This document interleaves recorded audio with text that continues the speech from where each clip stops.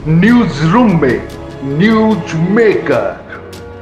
या अल्लामा इकबाल ने कहा था कि यूनान मिस्र रोमा सब मिट गए जहाँ से, कुछ बात है कि हस्ती मिटती नहीं हमारी। तो कई संस्कृतियां नष्ट हुई, उसी तरह से हमको अपनी संस्कृति को भी नष्ट कर देना है या अपनी संस्कृति के लिए खड़ा होना है।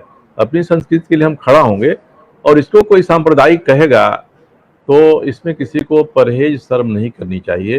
अगर कहीं से कोई इस तरह की मानसिकता लिखित रूप में पैम्पलेट के रूप में मिलती है कि 2047 यानी देश के आज़ाद होने के 100 साल बाद हम इसका इस्लामीकरण कर देंगे, ऐसी मनोवृत्तियां कहीं उठती हैं तो उनका तो कठोरता से दमन होना चाहिए। अब इस पर कोई कहेगा कि नहीं साहब ये सांप्रदायिक है, तो ऐसा है नहीं।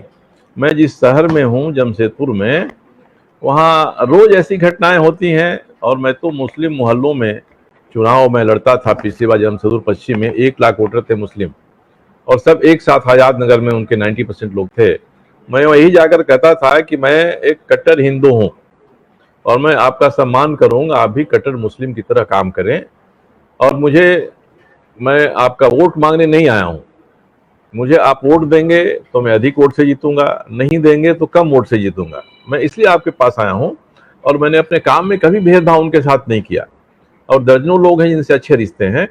इसलिए सांप्रदायिकता को व्यक्तिगत रूप से हम किस नजरिए से देखते हैं, इसको तुष्टीकरण के रूप में देखते हैं या जिसको हम गंगा जमुनी तहजीब कहते हैं, उस तहजीब को आगे बढ़ाने की बात करते हैं, तो इसमें ताली दोनों हाथों से बजेगी।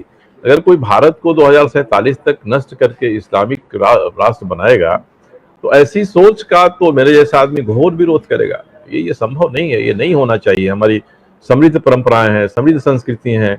कई लोगों ने कई पुस्तकालयों को जला दिया, भस्म कर दिया, इसके बाद भी इस देश में वो सब बचा हुआ है। इसलिए ये मेरे व्यक्तिगत विचार हैं, ये किसी पार्टी के कारण से नहीं है। वो पार्टी चाहे न चाहे, मेरे ये विचार हैं।